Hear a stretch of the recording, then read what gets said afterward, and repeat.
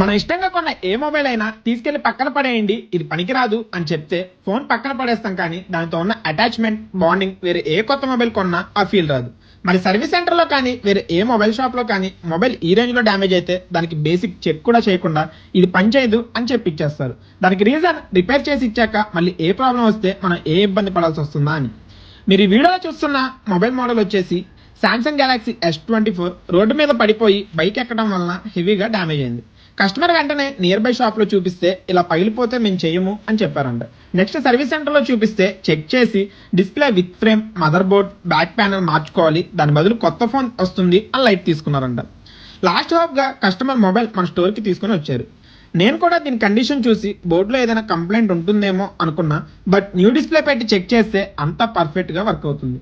దానికి చేయాల్సిన basic checks అన్ని కూడా చేసి వైఫై, బ్లూటూత్, కెమెరా అన్ని పర్ఫెక్ట్ గా వర్క్ అవుతుండటంతో new original with frame display replace చేసి ఇచ్చాం, అది కూడా విత్ 90 days వారంటీతో. ఒకవేళ ఫ్యూచర్ లో మదర్ బోర్డ్ కంప్లైంట్ వచ్చినా అతి తక్కువ ప్రైస్ లో రిపేర్ చేసిస్తా అని కస్టమర్ కి భరోసా కూడా ఇచ్చాం.